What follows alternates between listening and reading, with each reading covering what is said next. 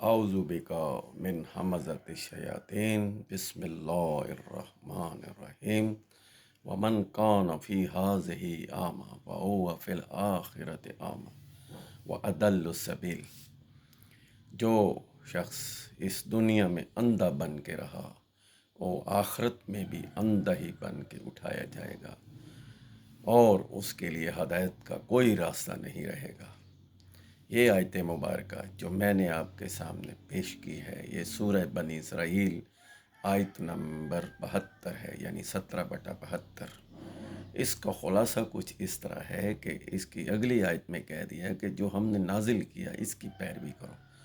تو اللہ نے یہ جو کتاب ہمیں دی ہے القرآن، اس کی پیروی کرنے سے ہی اندھا پن جو ہمارے اوپر چھا چکا ہے اس سے بچت ہو سکتی ہے۔ یعنی ہم اندھے پن کا شکار ہیں، یعنی سنی سنائی باتوں پر یقین رکھتے ہیں اور قرآن کو لپیٹ کے رکھ چکے ہیں، اور یہ اندھا پن اور یہ خلا جو ہمارے درمیان پیدا ہو چکا ہے ہمارے اندر، اس اندھے پن کا شکار ہم لوگ اس لیے ہیں کہ ہم اللہ کی کتاب پر غور و فکر نہیں کر رہے۔ افلا یتدبرون القرآن، اس قرآن پر تدبر کر کے غور و فکر کر کے آنکھیں کھول کے زندگی گزارنی تھی۔ جیسے سورہ بنی اسرائیل کی آیت نمبر 36-37 میں کہا گیا ہے کہ آپ کو جو آنکھیں، دماغ، عقل، شعور دی ہے، اس کا حساب ہوگا، ذرے ذرے کا حساب ہوگا، آپ کو حساب دینا ہوگا۔ اس قرآن کے مطابق اس کی پیروی کرنی ہوگی اور سنی سنائی باتوں سے اور روایات سے پرہیز کر کے اللہ کی اس کتاب کی پیروی کرنی ہوگی۔ تو ہمارا یہ چینل ارشد قرآنی کے نام سے یوٹیوب چینل بنانے کا مقصد بھی یہی تھا کہ یہ پیغام، قرآن کا پیغام گھر گھر پہنچایا جائے۔ آج کے اس دور میں یوٹیوب کے ذریعے انسان کو پیغام بڑی آسانی سے پہنچایا جا سکتا ہے، اور یہ انبیاء کی سنت بھی ہے۔ آپ بھی اس کو سبسکرائب کریں، ہمارے ساتھی بن جائیں۔ یہ تھا ہمارا مقصد کہ قرآن اور صرف قرآن، اور یہی ہے پیغام کہ یہ گھر گھر ہم نے پہنچانا ہے۔ تو آتے ہیں اپنے سبجیکٹ کی طرف۔ یہ جو اندھا پن ہمارے اندر آ چکا ہے، یعنی آنکھیں بند کر کے زندگی گزارنا اور غور و فکر نہ کرنا، اچھائی کو چھوڑ دینا، برائی سے نہ بچنا، یہ بھی اندھے پن کا شکار ہے۔ اور آخرت جب ہوگی، جب قیامت والا دن ہوگا، تو یہ شخص اندھے پن کا آنکھوں سے محروم ہوگا، تو یہ شکوہ کرے گا کہ میں دنیا میں تو آنکھوں والا تھا، اب میں اندھا کیوں پیدا کیا گیا ہوں۔ تو حکم ملے گا کہ تم اندھا بن کے رہنا پسند کرتے تھے، اپنے آپ کو ہدایت کے راستے کی طرف، اپنے اولاد کو اور اپنے معاشرے کو اللہ کی اس کتاب کی پیروی کر کے درست کرنا نہیں چاہتے تھے، اور بے روی کا شکار تھے، اور سواء السبیل سے اور صراط مستقیم سے ہٹ چکے تھے۔